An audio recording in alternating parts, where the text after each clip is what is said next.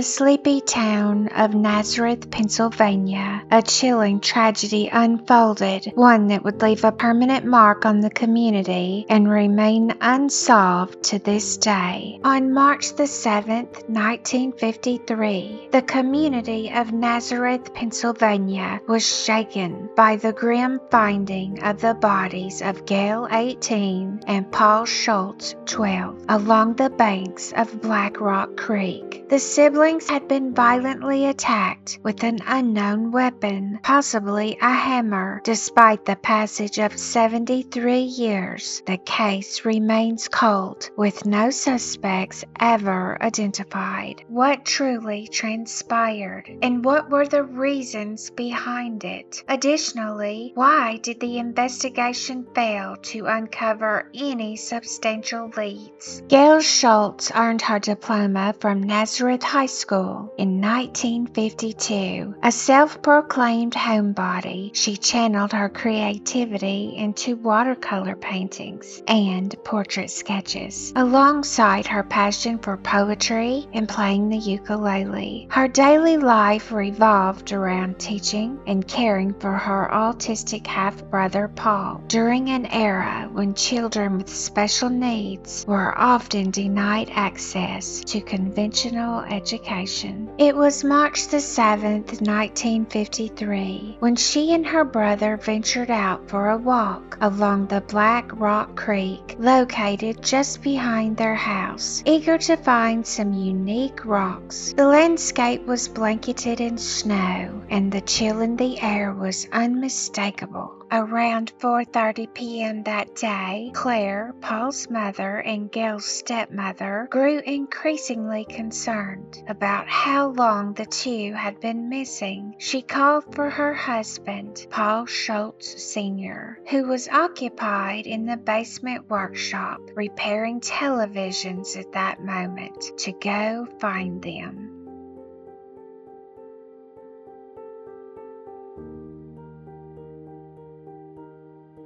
He discovered the bodies of the two children approximately 500 feet from the house, both face down in about 10 inches of water. Claire observed as he pulled the bodies from the creek, noting that the murder scene was visible from numerous nearby homes. At first, he assumed they had drowned. The noticeable wound on Gail's forehead was believed to have been caused by her striking her head against a rock in the water. Paul Sr. made a valiant effort to resuscitate them through mouth-to-mouth breathing. Meanwhile, his colleague, Robert Howells, saw him retrieve the bodies and immediately reached out to the family doctor and Nazareth Fire Company for assistance. The two were then brought to the firehouse, where more attempts to revive them were conducted. Hours later, while preparing the bodies for embalming, Easton funeral director John C. Kalini noticed the head injuries. This discovery led to an immediate ruling of homicide in their deaths. The county coroner would later establish that both victims had died from blunt force trauma, likely from a hammer. Gail had endured 7 strikes to the head, whilst Paul had 3. Furthermore, a compound fracture on Gail's right thumb suggested she made an effort to defend herself. The crime was not reported to the state police until 9:40 p.m. that night, following a call from a reporter seeking clarification. By that point, the crime scene had already been compromised. Captain Charles S. Cook arrived on the scene roughly 7 hours after the crime occurred. During that time, several inches of snow had fallen, and the area had been disrupted by onlookers, erasing any chance of gathering evidence. Additionally, tracks from ambulances and rescue vehicles further damaged the scene. It took 9 days for Gail's glasses to be located, found about 40 feet from her body. A clean plastic-handled chisel was also discovered at the site, but it was not responsible for the head wounds. These were the only pieces of evidence the police had to work with. Even with the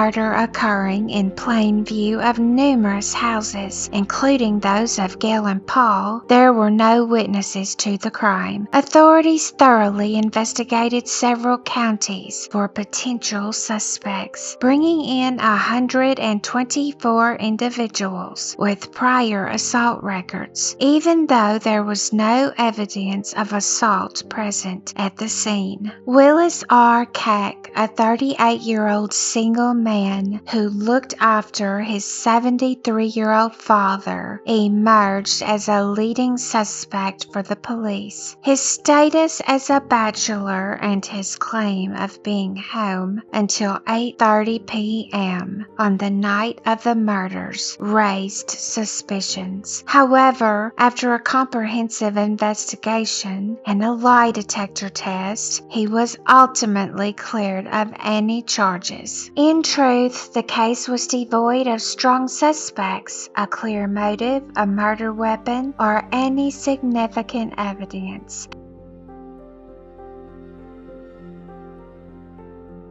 Captain Cook and Paul Schultz Sr. both died the following year.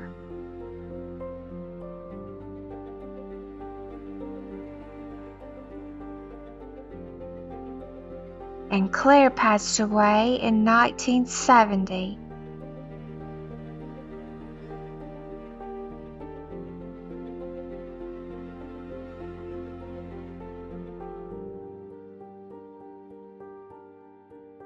The memories of the murder lingered on through Gail and Paul's cousin, Barry Eli, and his wife.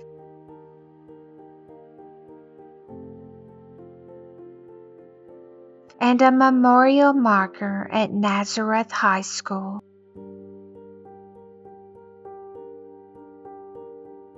Barry Eli died in 2021, and the case remains a mystery. The case of Gail and Paul Schultz murders is the second oldest cold case on the state police's roster. Regrettably, it seems that the hope for justice is fading with time. The memory of Paul and Gail is a reminder of the human stories behind every unsolved crime. If you or anyone you know has information in this case, please reach out to authorities. Together, we can help bring justice to the Schultz family.